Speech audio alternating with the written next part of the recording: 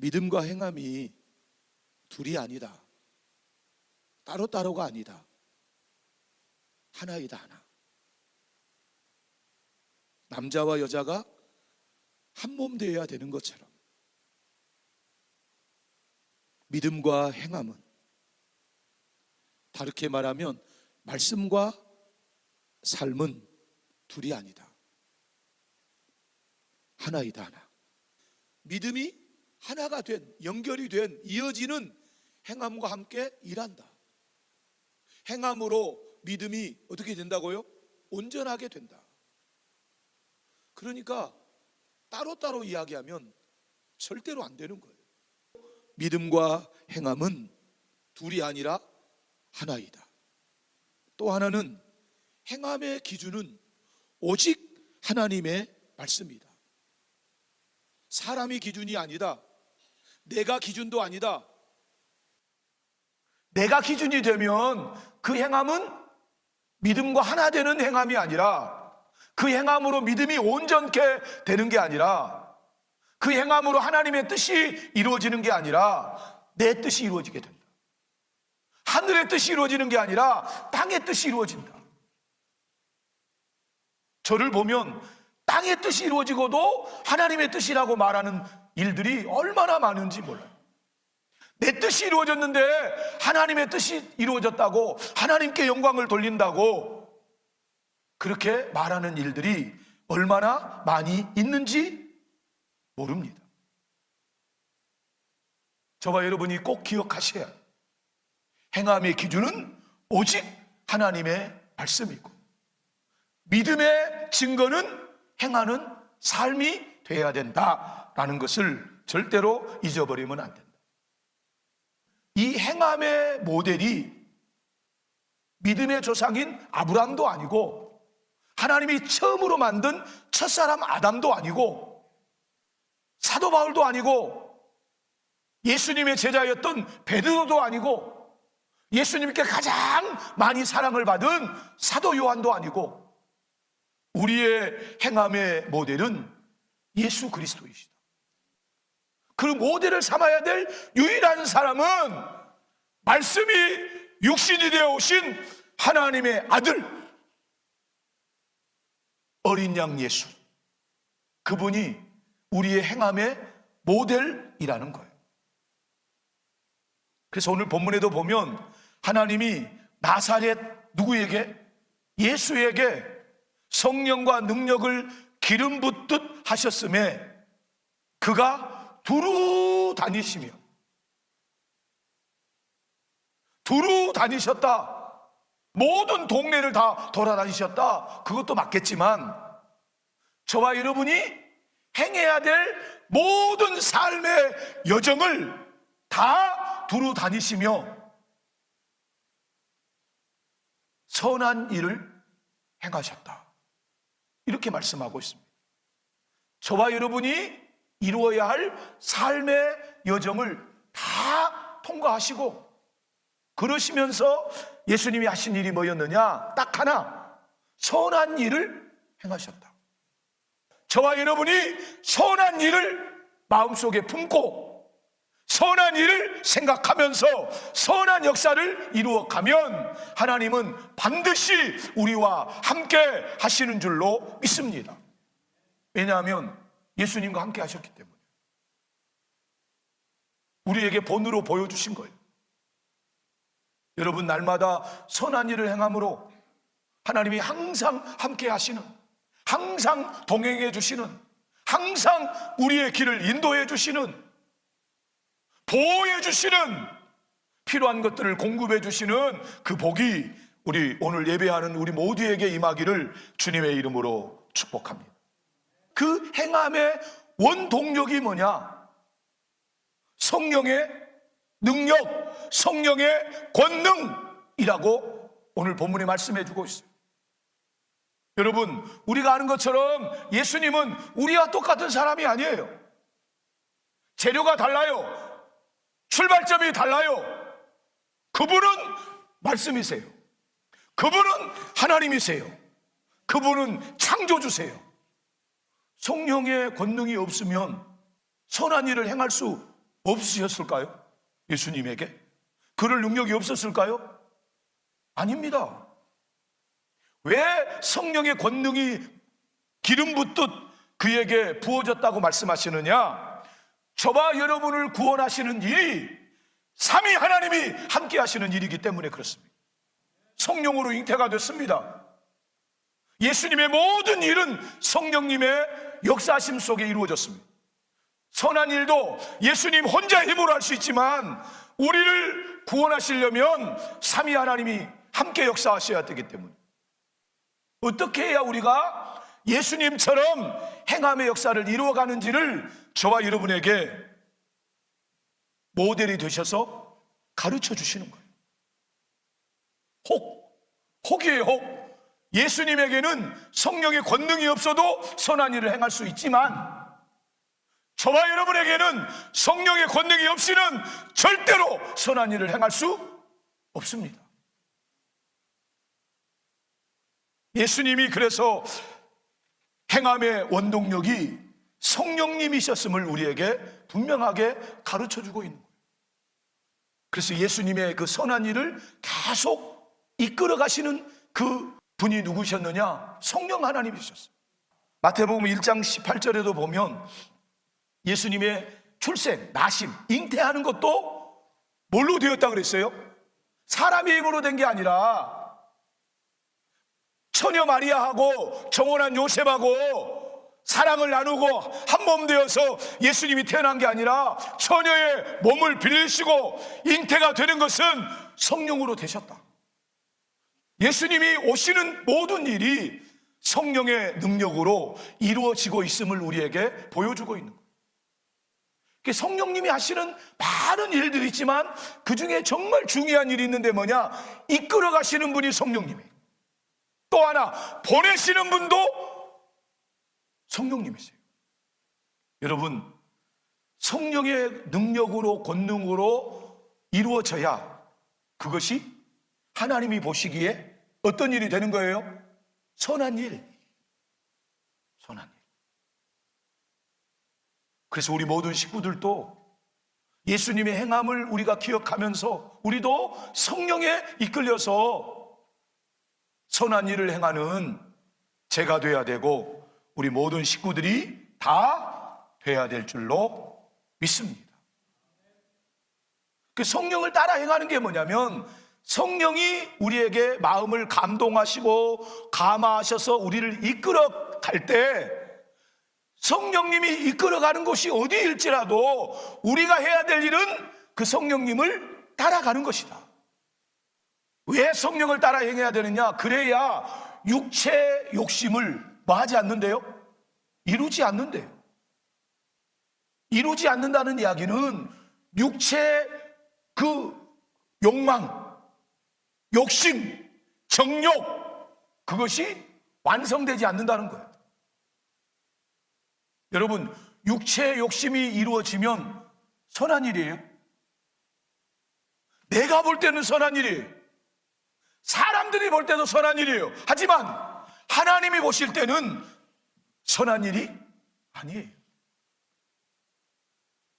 뭐 해야 선한 일이냐? 예수님처럼 성령과 능력이 기름 붓듯 부어져서 성령을 따라 행하는, 그래야만이 선한 일이 되고 그 일이 이루어져야 뭘 할 수 있느냐? 생명의 역사를 이루고 하나님이 주시는 복을 받는 저와 여러분이 될 수 있다는 거예요.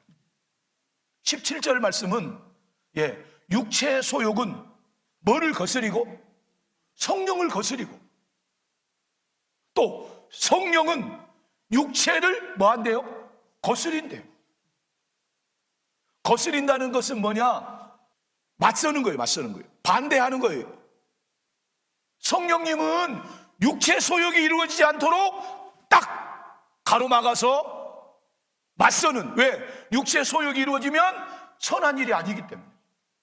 근데 성령으로 가게 되면 또 육체의 소욕이 우리를 가로막아서 선한 일을 이루지 못하고 마귀가 원하는 일을 이루도록 만드는. 그래서 뒤에 보면 이 둘이 서로 뭐 한다 그래요? 대적한다. 서로 충돌하게 되고 싸우게 되는 이런 일이 있다. 그래서 너희가 원하는 것을 하지 못하게 하려 함이니라. 여러분, 그래서 절대로 우리는 내가 보기에 좋았다라가 되면 안 되는 거죠. 반드시 하나님 보시기에 좋았다라가 돼야 되는데, 그러려면 성령을 따라 행해야 된다. 그러니까 예수님이요, 그분이 하나님이에요. 하나님과 본체이세요. 근데 이 땅에 오실 때 종의 형체로 오셔가지고 자기의 주장, 자기의 기준, 자기의 방법, 자기의 말씀, 이런 거를 하나도 행하지 않으세요. 왜냐하면 예수님이 뭐를 입으셨기 때문에, 우리하고는 다르지만 육체를 입으셨기 때문에, 만약에 예수님의 뜻이 이루어지면 선한 일이 될 수 있어요? 아니에요, 아니에요. 그래서 예수님은 행하는 삶을 사시는데 기준이 뭐냐? 하나님의 말씀이. 목적이 뭐냐? 하나님의 뜻이. 그래서 성령에 이끌려서 잉태가 되시고, 성령에 이끌려서 시험을 받으시고, 33년의 삶을 사시고 십자가에 죽으셔서 하나님의 뜻을 다 이루는 그 일이 이루어지게 되었다는 거예요. 여러분 꼭 기억하세요. 육체의 욕심을 이루는 사람이라면 성령의 사람이 아니에요. 방언으로 찬양을 하고 방언으로 10시간 기도를 해도, 성경을 다 줄줄줄 한 토시도 틀리지 않고 다 외운다고 해도 내 뜻을 이루고 육체의 욕심을 이루는 사람은 성령의 사람이야. 그러면 이 말씀과 삶과 열매가 뭐냐? 이게 선한 일이에요. 여러분이 쉽게 이해할 수 있도록 말씀드리면, 저 말씀은 탄생이고요, 저 삶은 십자가의 죽으심이고요, 열매는 뭐겠어요? 부활이에요. 부활. 이게 선한 일이에요. 두루 다니시며 예수님이 행하신 선한 일이 이거예요.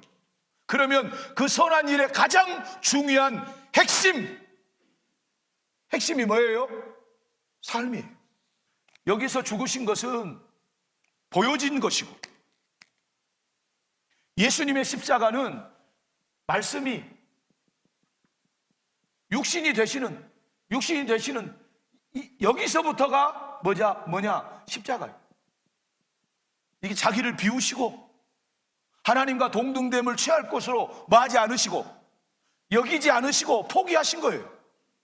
내려놓으신 거예요. 그리고 육신이 되어서 종의 형체를 가지고 사람의 몸을 입고 오신, 여기 이 자체가 십자가이고, 예수님 육신으로 살아가는 삶 자체가 뭐라 그랬어요? 십자가예요. 그리고 마지막 이 십자가는 저와 여러분에게 보여주시는 그런 열매일 뿐이에요. 딱 한마디로 말하면 예수님의 모든 삶은 십자가다, 이렇게 이야기해도 절대 틀리지 않습니다. 십자가가 뭐냐? 이게 말씀이고, 여기서부터가 뭐냐? 삶이에요. 삶. 그리고 십자가 뒤에 부활. 이 부활이 뭐죠? 열매잖아요. 그러면 예수님이 행하신 선한 일의 출발은 말씀이고, 과정은 삶이고, 열매는 뭐예요? 부활. 이게 열매이고. 왜 이걸 우리에게 가르쳐 주시느냐? 이게 우리가 믿어야 할 중요한 복음의 핵심이기 때문에 그래요. 그래서 예수님의 삶의 초점은 십자가예요. 이 십자가에서 가장 중요한 게 뭐냐? 이 중요한 게 고난, 고통, 이거 아니라 그랬어요.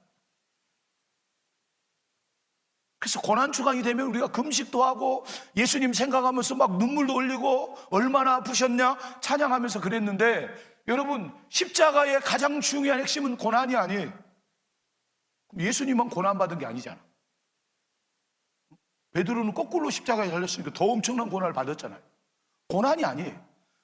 가장 중요한 핵심이 뭐예요? 피예요. 피. 피는 피, 예수의 피만이, 십자가를 통과해야만이 피를 우리에게 주실 수 있는데, 이 피만이 죄에서 우리를 건질 수 있고 이 피만이 사망 권세에서 우리를 구원하는 능력이 예수의 피에 있는 줄로 믿습니다. 십자가의 핵심은 고난이나 고통이 아니에요. 얼마나 아프셨나 이게 아니에요. 피라고, 피. 예수님의 삶의 클라이막스가 삶이라면, 복음의 핵심이 삶이에요. 그러면 우리의 믿음의 핵심도 뭐가 돼야 돼요? 삶이 돼요. 그래서 여러분, 십자가가 없는, 이 삶이 없는 복음은 없어요. 십자가가 없는 예수님은 존재할 수가 없어요. 만약에 십자가가 없다 그러면 열매는 절대로 맺을 수가 없어요. 그래서 우리에게 믿음 생활이라 그러죠. 신앙 생활이라 그러죠. 가장 중요한 게 예수님에게도 행함이고, 그렇다면 예수님을 믿는 저와 여러분에게도 뭐가 가장 중요하냐? 뭐가 중요해요? 행함이에요. 행함. 그래서 예수님의 행함으로 죄인이 구원받는 길이 열려진 거예요. 그럼 예수님이 이 삶으로 죄인의 구원이 열려졌어요. 그러면 고난으로 열려졌어요? 아니에요. 피로.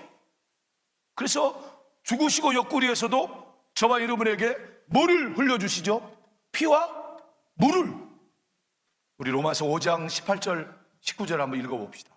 같이 한번 읽어봐요. 시작. 그런즉 한 범죄로 많은 사람이 정죄에 이른 것 같이 한 의로운 행위로 말미암아 많은 사람이 의롭다 하심을 받아 어디에 이른대요?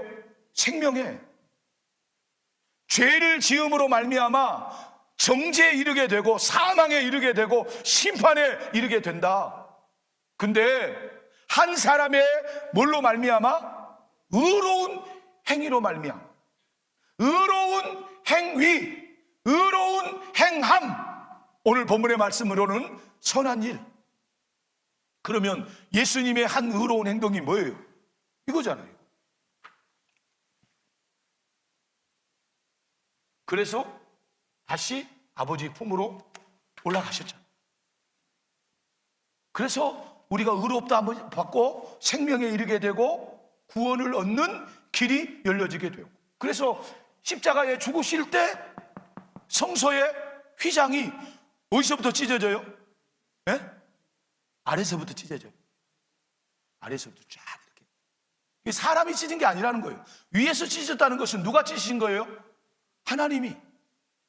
위에서 찢어졌기 때문에 뭐 하는 거예요? 하나님께로 가는 길이 열린 거예요. 그러면 하나님께로 가는 길이 열리는 가장 중요한 요인, 조건이 뭐냐? 피예요, 피. 그러면 이 십자가가 결국 삶의 가장 중요한 아름다운 삶의 꽃이잖아요. 그 꽃으로 천국 문이 열리는, 지성소의 문이 열리는, 그래서 누구든지 찢어진 휘장으로 하나님 앞으로 나아가게 되는 그 일이 이루어지게 되었잖아요. 그럼 반드시 우리에게 필요한 게 뭐냐? 뭐가 필요해요? 우리에게도 말씀과 그 다음에 삶과 그 다음에 열매가. 십자가가 우리에게 삶의 십자가가 세워져야 하늘로 가는 길이 열리고 열매가 맺혀져야 이제 아버지께로 예수님이 가신 것처럼, 주님이 가신 것처럼 우리도 아버지의 품으로 올라가게 되는 그 역사가 이루어지게 된다는 것을 우리에게 가르쳐 주고 있어요. 광야를 통과하고 이제 약속의 땅에 들어가는, 요단강을 건너는 그런 상황이에요. 그럴 때 하나님께서 뭐라고 여호수아를 통해서 말씀하시냐면, 백성에게 명령하여 이르되 너희는 레위 사람 제사장들이 너희 하나님 여호와의 언약궤 매는 것을 뭐 하거든? 보거든. 그럼 뭘 보고 따라가는 거예요? 하나님의 말씀을 이루기 위한 언약궤를 매는 뭐를 보고? 삶을 보고. 그분만이 우리를 인도할 수 있기 때문에. 그래서 여러분, 저와 여러분이 정말 믿고 의지하고 따라가고 확신할 수 있는 분은 누구예요? 예? 예수님밖에 없어요. 그래서 우리에게 말씀과 하나 되는 삶과 그 말씀과 하나 되는 열매를 우리에게 정확하게 보여주신 분이 누구예요? 예? 첫사람 아담이에요? 아니에요. 예수님이세요. 전에도 한번 말씀드렸지만, 그러니까 신천지에 갈 이유가 없어요. 저와 여러분을 구원하려면 시작이 어디여야 돼요? 그 사람은 우리를 구원할 수 없어요. 왜 제사장들이 언약궤를 메고 요단강에 들어가요? 하나님이 그렇게 하면 뭐 하겠다 그랬어요? 물이 갈라진다, 그렇게 약속하시고 말씀하셨기 때문에 그 말씀을 믿고 순종하는, 자기를 죽는 거잖아요. 안 갈라지면 죽는 거지. 다르게 말하면 말씀의 언약궤를 쥐고 십자가 지고 주님의 원하시는 곳으로, 주님 말씀하시는 곳으로 들어가는 삶을 보고 네가 그 뒤를 따라가야 돼. 그래서 여러분, 저와 여러분이 따라가야 될 분은 예수님밖에 없어요. 자녀들이요, 절대로 부모님 말 따르지 않습니다. 삶을 따라갑니다. 잠잘 때도 보세요. 똑같이 그렇게 하고 자요. 걸음걸이 보세요. 얼굴 모양도 그러지만 행동이 똑같아요. 삶을 닮는다고. 그럼 저와 여러분은 누구를, 예수님을 닮아야 되는데 예수님의 뭘 닮아야 되겠어요? 삶을. 말씀으로 오시고, 말씀으로 하나 되시고, 말씀과 하나 된 열매를 맺으시고, 이거를 담는 그 사람이 누구냐? 믿음이 있는 사람이에요. 믿음의 사람이에요. 예수님을 닮은 사람이 아니면 그 사람 믿음의 사람 아니에요. 똑같아야 돼요. 그럼 나를 따라오라는 것은 누구를 따라오라는 거예요? 말씀을 따라오라는 거예요? 이것도 맞아요. 그럼 나를 따라오라는 것은 말씀으로 하나님의 뜻을 다 이루어서 아버지의 품으로 가시는 이 나를 따라오라는 거예요. 그럼 나를 따라오라는 가장 중요한 핵심이 뭐냐? 뭐예요? 삶이에요. 자기가 가지고 있는 자기 소유를 뭐하지 않으면, 버려두지 않으면 못 따라가요. 그러면 앞에 있는 나는 여기까지 따라가는 거예요. 여기까지. 예, 그분이 누구니까? 예수님이니까.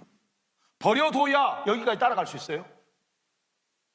그리고 주님이, 부활하신 주님이 계속 나를 따라오래요. 왜? 그래야 뭐 할 수 있는 거예요?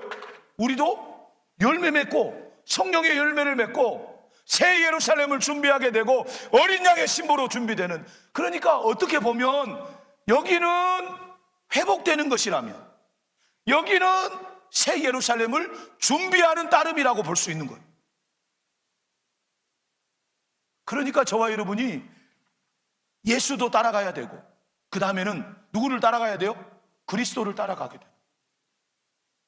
그러면 예수의 뭘 따라가는 거예요? 삶을. 또 그리스도를 따라가야 되는데 그리스도의 뭘 따라가야 돼요? 중요한 게 이거예요. 40일. 이 삶. 그래서 여러분, 이 삶과 십자가를 통과하시고 부활하시고 난 이 삶이 같아요? 같아요? 여기서는요, 아무나 만나주세요. 여기서는요, 귀신도 쫓아내요. 여기서는요, 질병도 고치세요. 근데 여기서는요, 부활하시고 난 다음에는 성경에 여러분 귀신 쫓아내는 거 나와요? 질병을 뭐 고치고, 뭐 병든 자를 고치고 이런 게 나와요? 사역하는 이 칼라가 다르다고요. 여기서는 중요하게 하는 게 뭐냐? 여기는 훈련하고 교육하고 가르쳐 주시고, 여기서는요, 경험하게 하세요. 야, 내 옆구리를 넣어봐. 그리고 믿음 없는 자가 되지 말고 믿는 자가 돼. 예수의 행함도, 그리스도의 행함도 우리가 따라가야 될 믿음의 본이다. 구원의 본이다. 그래서 저와 여러분이 끝까지 예수를 따라가는, 어떤 환경에도 예수 따라가는, 어떤 문제가 우리 앞에 있어도 따라가는, 수능 대박이 나도 따라가야 되고, 근데 수능 쪽박이 나면 따라갈 수 있는데 수능 대박이 나면 더 못 따라가는 확률이 많아요. 잘 되면 못 따라가는 확률이 많아요. 어려우면 잘 따라갈 확률이 많아요. 이스라엘 백성들이 그랬어요. 여러분, 우리가 아무리 환경이 좋아도, 아무리 어려워도 우리는 끝까지 예수님을 따라가는 그런 저와 우리 모든 식구들이 다 돼야 될 줄로 믿습니다. 베드로전서 2장 21절에 보니까 뭘 따라오라 그랬냐? 그 자취. 어떤 자취요? 본을 끼쳐주신 그 자취. 그 자취가 어디예요? 그 자취가, 권장장님, 그 자취가 뭐예요? 발자취. 그 자취는 발자취예요. 발자취가 뭐겠어요? 삶이죠. 그걸 따라와야 된다. 왜요? 그것이 믿음이고, 그래야 예수와 하나가 되고 그리스도와 하나가 되어서 예수 그리스도 안에 거하는 자가 되어야 새 예루살렘에 들어가는 그 역사가 저와 여러분에게 이루어지게 된다는 거예요.